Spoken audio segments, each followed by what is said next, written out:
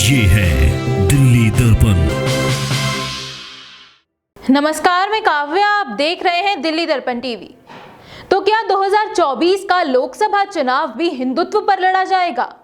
दिल्ली में बीजेपी ने एक नया प्रयोग शुरू किया है। ये सवाल उठे हैं आज दिल्ली के सीएम आवास से कुछ ही दूरी पर दिल्ली बीजेपी मंदिर पुजारी प्रकोष्ठ द्वारा आयोजित इस प्रदर्शन को देखकर। मंदिर प्रकोष्ठ से जुड़े हजारों पुजारियों ने आज मौलवियों की तर्ज पर वेतन मानदेय की मांग को लेकर प्रदर्शन किया। देखें हमारी ये रिपोर्ट।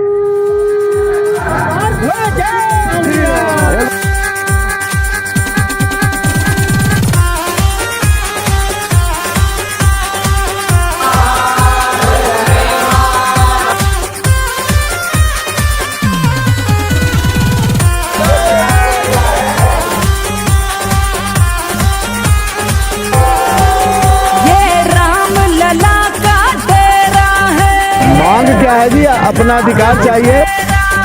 ये राम लला का तुमने जब पंथी भेद किया तो ब्राह्मणों को उठ के खड़े होना पड़ा। तुम्हारा ये हक नहीं बनता। ये तो सिर्फ हवा है, आंधी और तूफान तो अभी बाकी है।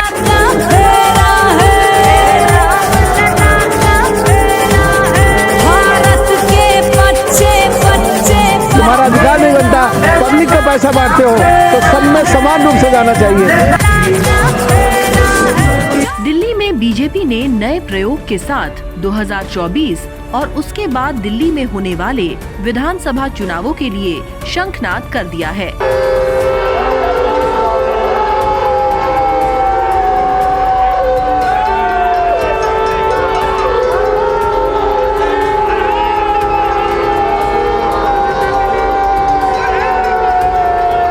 दिल्ली में मंदिरों के पुजारियों को वेतन देय की मांग को लेकर आवास के बाहर हो रहा ये प्रदर्शन भी इसी शंखनाद का हिस्सा है। मंगलवार को दिल्ली के मुख्यमंत्री आवास से कुछ ही दूरी पर हजारों की संख्या में मंदिर के पुजारी, संत और धर्मगुरु इस प्रदर्शन में शामिल हुए। मंत्रोच्चारण के साथ हनुमान चालीसा का पाठ हुआ और फिर दिल्ली के मुख्यमंत्री अरविंद केजरीवाल को चेतावनी दी कि वो धार्मिक आधार पर भेदभाव न करें।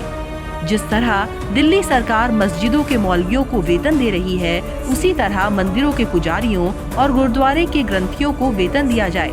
इस प्रदर्शन में दिल्ली बीजेपी अध्यक्ष, सांसद सहित बड़ी संख्या में पार्षद भी शामिल हुए। ये तो सिर्फ हवा है, आंधी और तूफान तो अभी बाकी है। या तो आप इनकी वेतन बना दीजिए, नहीं तो हम आपको दिखा देंगे कि वेतन कैसे बनता है। और अगली विधानसभा के अंदर सनातनियों की ही विधानसभा होगी। जय श्री राम, जय श्री राम। देखिए, खतरे की घंटी तो है। ये जो सनातन धर्म है ना, जब ये आशीर्वाद देता है तो देश प्रगति करता है, लेकिन अगर इसने अरविंद केजरीवाल को श्राप दे दिया तो इसका सत्यानाश तय है। अरविंद केजरीवाल ही नहीं बल्कि देश में कई ऐसे नेता हैं जो लेकर रामचंद्र मानस को लेकर एक विवाद को अलग दिशा देने की कोशिश कर रहे हैं। ये वो छिटपहिये नेता है जिनका कोई वजूद नहीं है। ये सनातन धर्म युगों युगों से चलता आ रहा है। ये वो परंपरा है जिसका सब मान सम्मान करते हैं। जो ईश्वर के वजूद को ललकारेगा वो कोई बच नहीं पाएगा। दिल्ली में मंदिरों को सुविधाएं और पुजारियों को वेतन मिले, इस मांग को लेकर एक प्रकोष्ठ की स्थापना की गई और दिल्ली में हजारों पुजारियों को इससे जोड़ा गया। बीजेपी मंदिर प्रकोष्ठ के आह्वान पर ही दिल्ली के मंदिरों में हर मंगलवार को हनुमान चालीसा का पाठ भी शुरू हुआ और सनातन धर्म को मजबूत करने की आवश्यकता पर जोर दिया गया। दिल्ली नगर निगम चुनाव में बीजेपी ने सबसे ज्यादा टिकटें ब्राह्मण समाज को दी।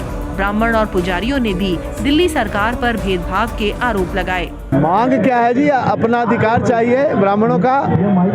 अगर तुम समझते हो कि केवल मौलवी दिल्ली में रहते हैं, ये ब्राह्मण नहीं रहते, सदियां बीत गई, ब्राह्मण ने अपने अधिकार के लिए कभी कोई लड़ाई नहीं लड़ी, हमेशा दूसरों के लिए ही करता रहा सब कुछ। आज जब तुमने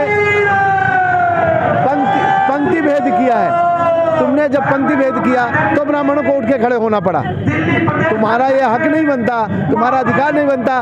पब्लिक का पैसा बांटते हो तो सब में समान रूप से जाना चाहिए। या तो उनकी बंद करो या हमारी चालू करो। जो आचार्य हैं, पुजारी हैं, उनको वेतन क्यों नहीं? या तो इस वेतन को उस समुदाय से भी वंचित करना चाहिए या फिर सनातन धर्म के महंत पुजारी और आचार्यों को भी ये वेतन मिलना चाहिए। दिल्ली बीजेपी मंदिर प्रकोष्ठ के आवाहन के बाद दिल्ली में हर मंगलवार मंदिरों में हनुमान चालीसा का पाठ होता है। आज मंगलवार था, लिहाजा यहाँ भी हनुमान चालीसा का पाठ हुआ और दिल्ली के मुख्यमंत्री अरविंद केजरीवाल को चेतावनी दी कि अब सनातन जाग चुका है और इस भेदभाव को स्वीकार नहीं करेगा। ये क्या लगता है कि केजरीवाल सरकार के लिए खतरे की घंटी साबित होगी? मेरा मानना है दिल्ली जाग चुकी है। आपने धर्म के आधार पे जितने भेदभाव करने थे, अब उसको दिल्ली बर्दाश्त नहीं करेगी अरविंद केजरीवाल। तो बड़ी संख्या में जो ये भगवा रंग यहाँ पर आया है, ये 2024 की अंगड़ाई है या ये इनका आक्रोश है? लेकिन आर्थिक रूप से कहते हैं ना कि दर्द जब हद से बढ़ जाता है तो जन सैलाब सड़क पे उतर जाता है। केजरीवाल साहब अपने पोर्टल पर लिखते हैं कि सभी जाति सभी धर्म एक समान है, सबको एक जैसा सम्मान देना चाहिए। तो मस्जिद के मौलवियों को, मुजाहिन अजान लगाने वालों को सैलरी क्यों, और मंदिर के पुजारी को क्यों नहीं, गुरुद्वारा के ग्रंथियों को क्यों नहीं? तो जब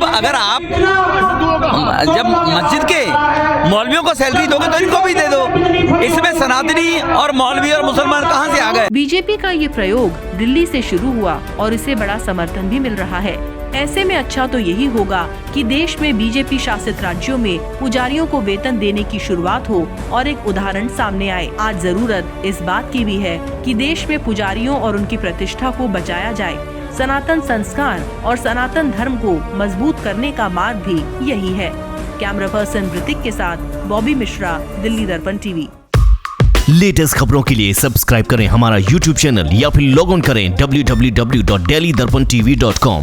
खबरों की कवरेज और विज्ञापनों के लिए संपर्क करें इस नंबर पर।